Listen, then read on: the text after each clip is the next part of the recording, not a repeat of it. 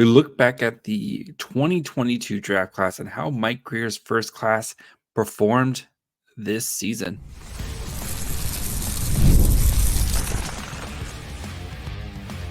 You're Locked On Sharks, your daily podcast on the San Jose Sharks, part of the Locked On Podcast Network, your team every day. Hello, welcome to Locked On Sharks, the premier hockey podcast covering your favorite team in the Bay Area.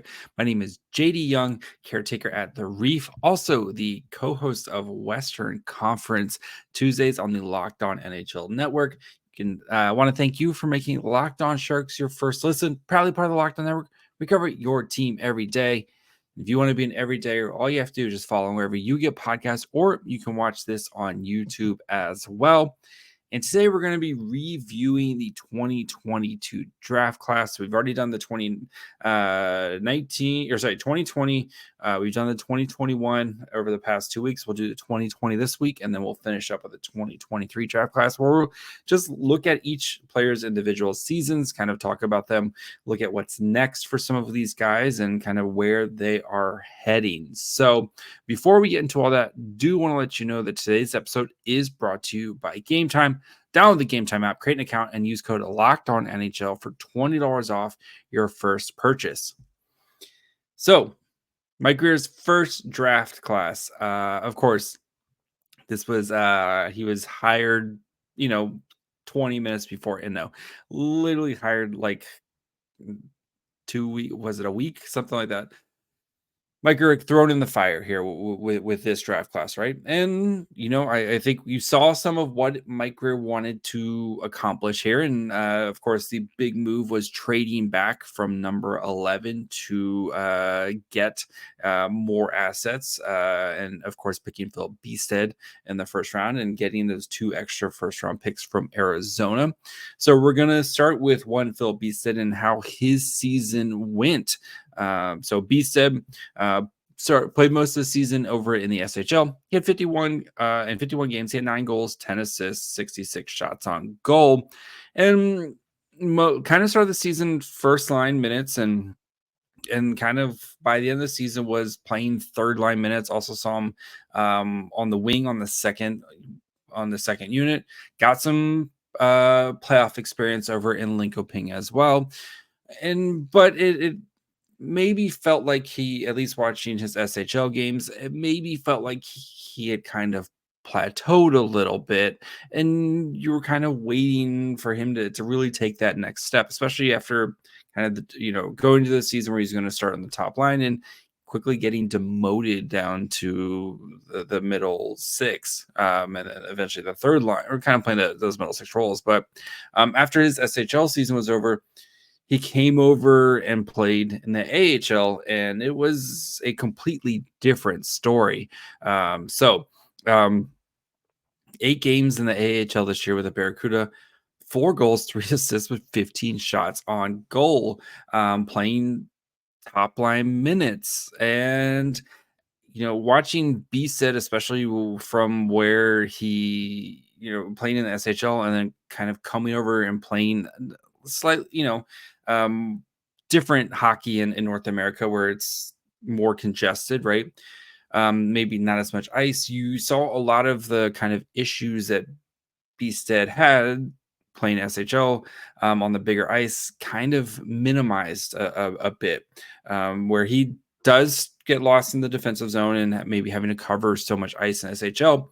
You don't really see that as much. And next year he's going to be on the Barracuda. And he should spend the entire, basically kind of the Eklund plan of just spend the entire season on the Barracuda.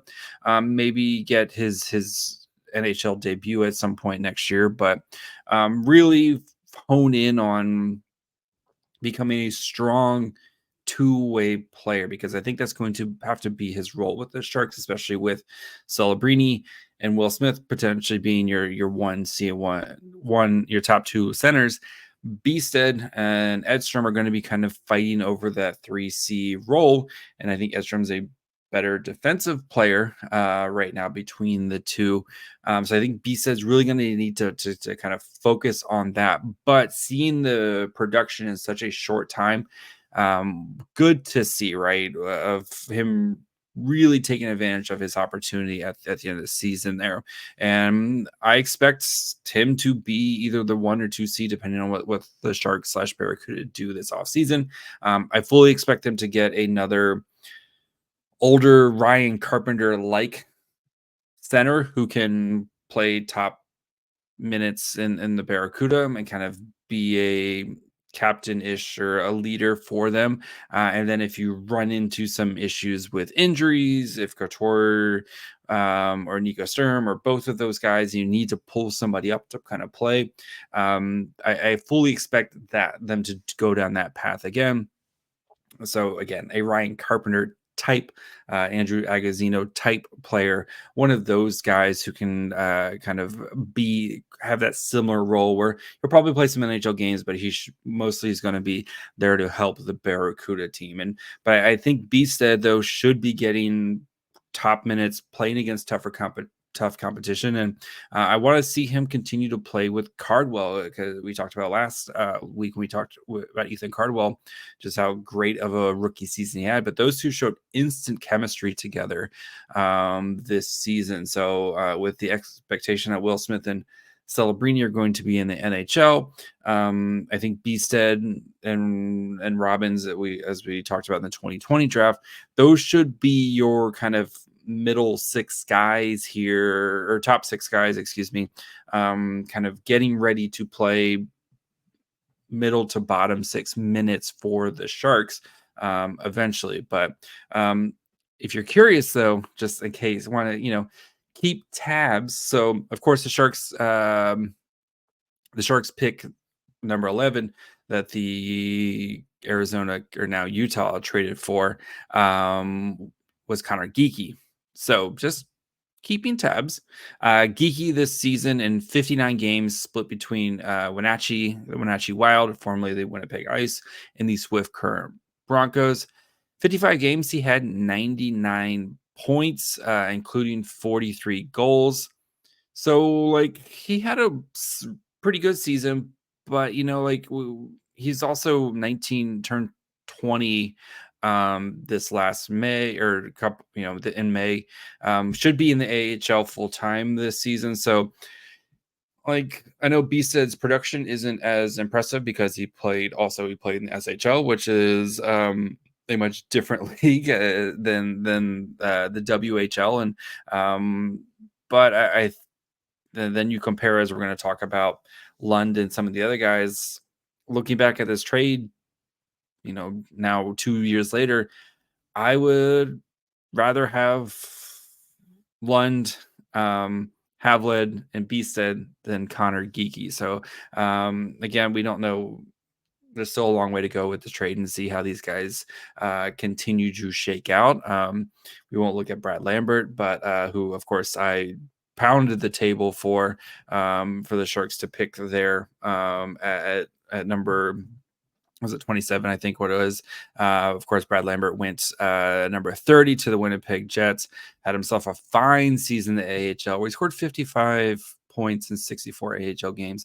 Also got to make his NHL debut at the end of the season. Big bad Brad Lambert, looking like he might be really good at hockey. So who knew? But Bystedt, though, I think you have to be feeling pretty good, especially what we saw in the AHL and his game. I think his game just fits better with North American hockey, and that big body won't have as much ice to cover. I'm excited to see him kind of take the mantle on the Barracuda this year, especially because last year, right, 2 years ago, you had Eklund. Kind of the exciting piece last year was a little bit more hodgepodge of guys. You were kind of expecting some of these younger guys to take a big leap.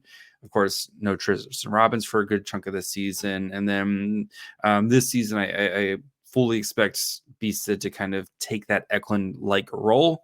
Yes, Bystedt's not Eklund, but I want to see him kind of take that Eklund role where he's playing power plays, playing penalty kill, he's playing top minutes, and really developing his two-way game, which is, I think, where that's going to kind of make or break him as an NHL player. So excited to see Bystedt. I think he's going to have a really fine season for the Barracuda coming up. So We'll talk about the kind of some of the second round guys here in just a minute. Some of the other pieces from, of course, that trade in just a minute. If you have getting life insurance on your to-do list, you need to check out Policy Genius. Policy Genius is the country's leading online insurance marketplace. It makes choosing the right policy for your family easy and quick. With Policy Genius, you can find insurance policies that start up to $292 per year for $1 million of coverage. Some options are 100% online, and yet you avoid unnecessary medical exams. Your life insurance policy at work may not be enough to cover protection for your family's needs. And even worse, if you leave your job, it may not go with you. So check out Policy Genius. They have no incentive to recommend one insurer over the other, so you can trust their guidance. Get peace of mind by finding the right insurance with Policy Genius. So head to policygenius.com or click on the link in the description to get your free life insurance quotes and see how much you can save. That's policygenius.com. All right, let's continue looking at the 2022 draft class. And we'll go with the next pick, Cam Lund. 35 games this year, had 11 goals, 19 assists with 91 shots on goal. Lund this year, I think, was kind of a tale of two seasons. Northeastern struggled this season and came out of the gate really slow, but I think Lund played pretty well. But after kind of the second half of the season, not as much from Cam Lund. I will say I was impressed with the way his defensive game continued to grow in the viewings that I saw of him this year. He was playing some pretty kind of tough minutes for Northeastern. He's going to be a junior next year. So I kind of expect this. Hopefully this is the big year from Cam Lund that we've been hoping for. I'm not sure on what the status of Northeastern's kind of incoming crop of freshmen and stuff, but Cam Lund should be playing like big minutes for this team. So I'm kind of curious. So what after his junior year, if the Sharks maybe see if he wants to come out and play, kind of go pro after that season, or if he wants to go back and return for his senior season.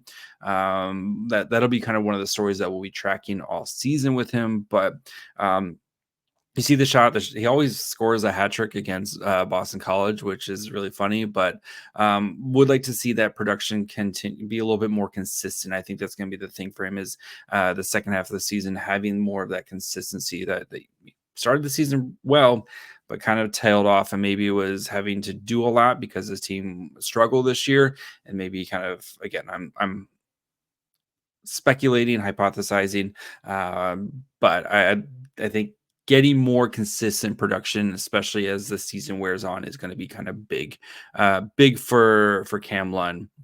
The other part of course of the trade package was Mattias Havelid. So he played 43 games in the SHL this year.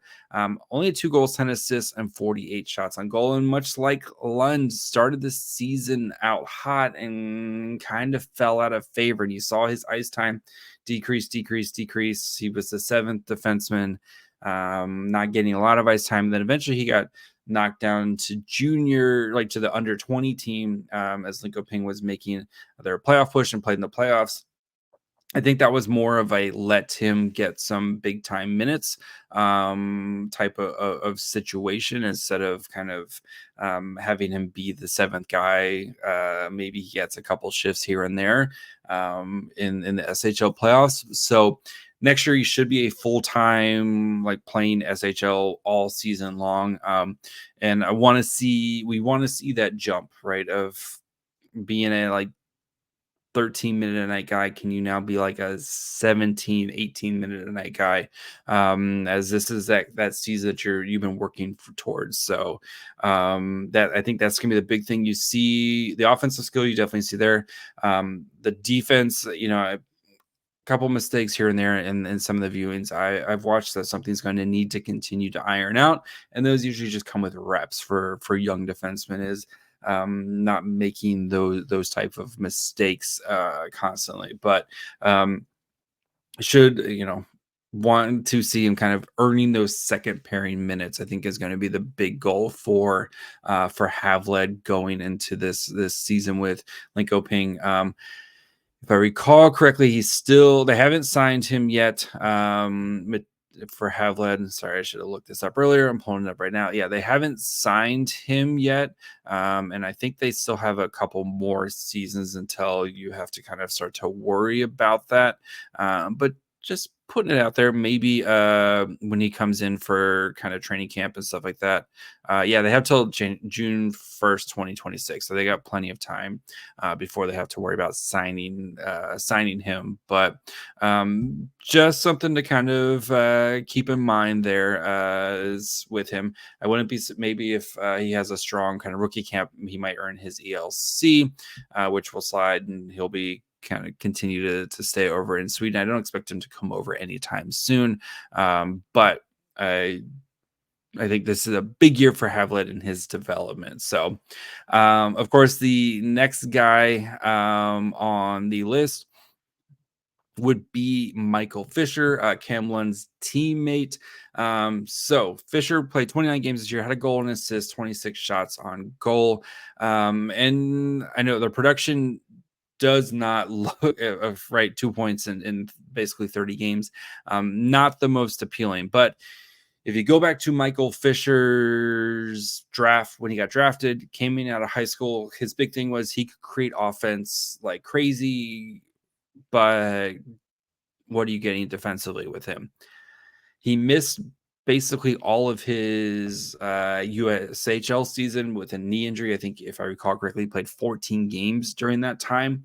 And then, so he basically went from high school, played 14 games of USHL, and then went to college, which is a big jump, right? I know high school to college is a big jump for any sport.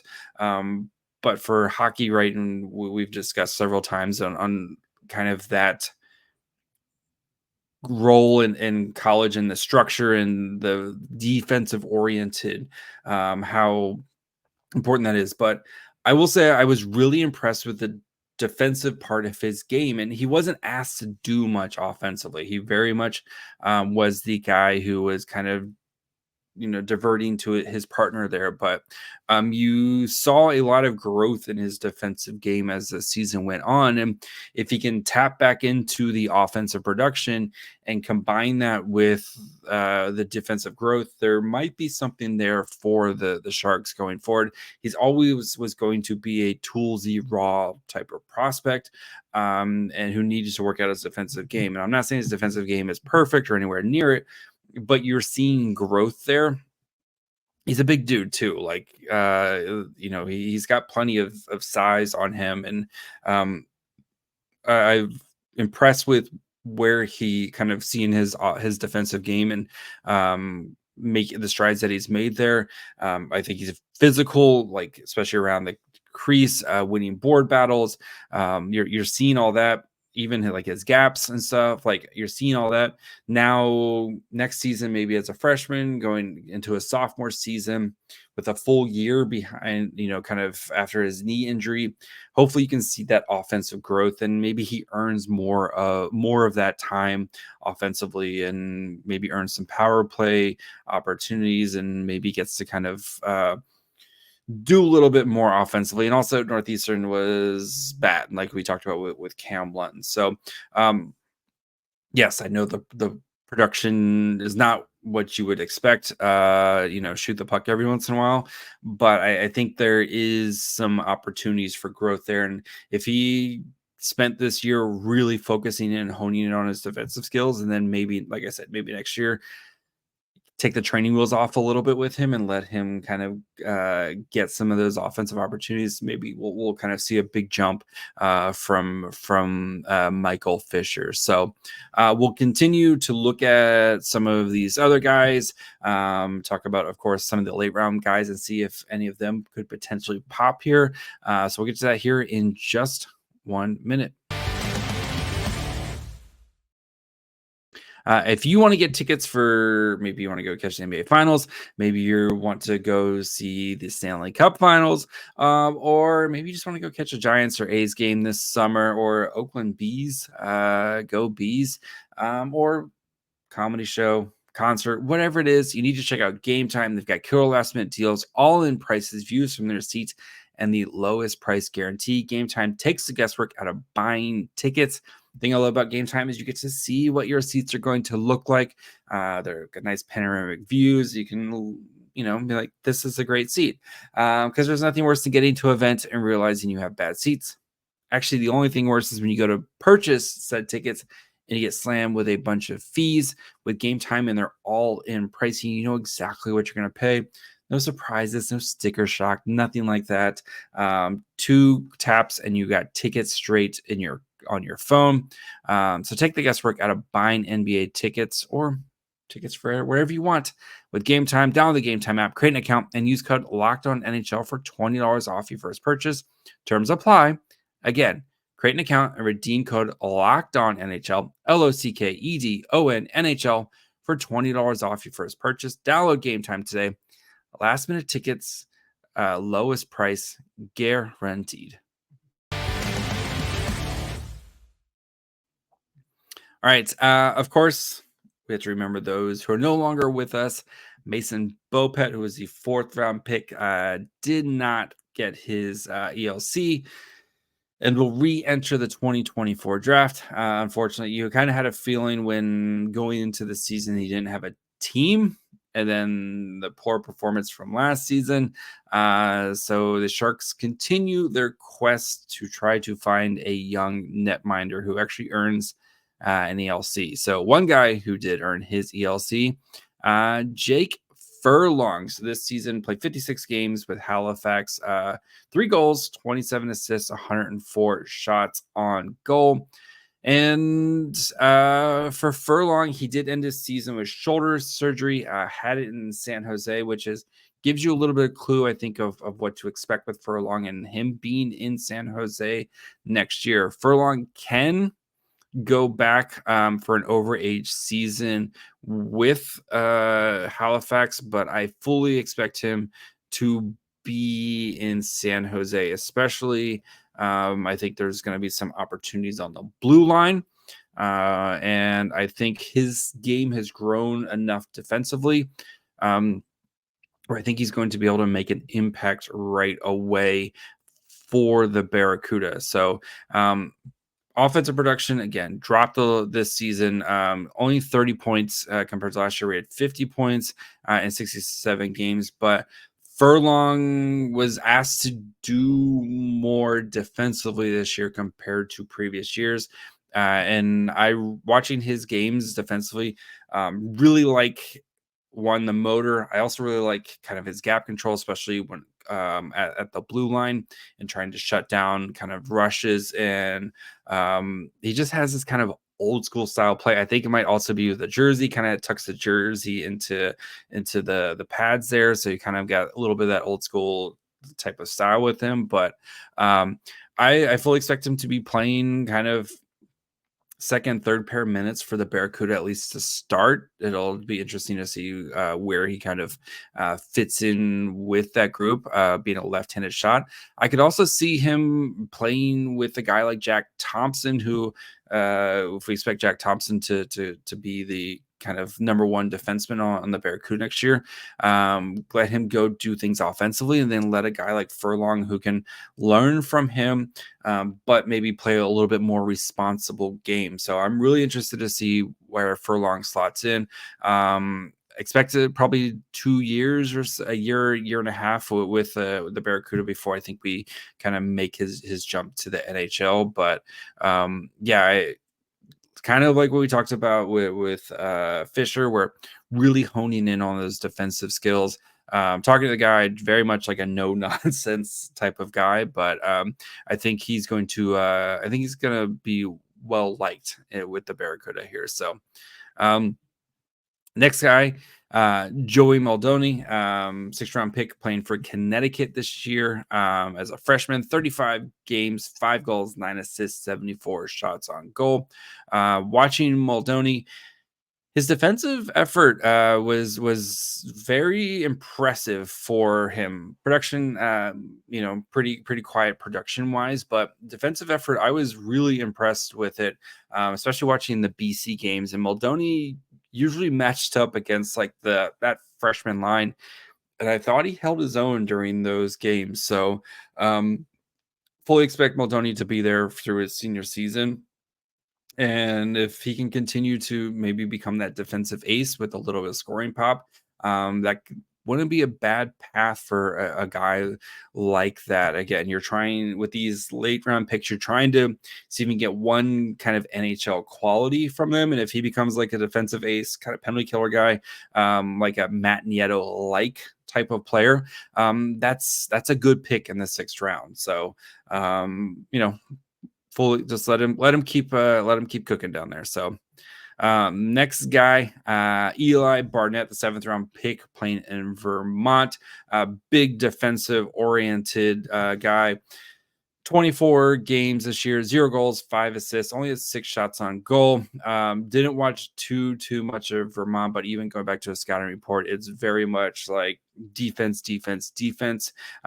So again, kind of expect him to be at Vermont for full 4 years and then, kind of go from there. But if he makes his hay in the NHL, it's going to be because he's becomes, a shutdown type of defenseman. So, and then finally, the hometown kid, Reese Laubach, the 7th round pick, playing for Penn State, had a really nice freshman season.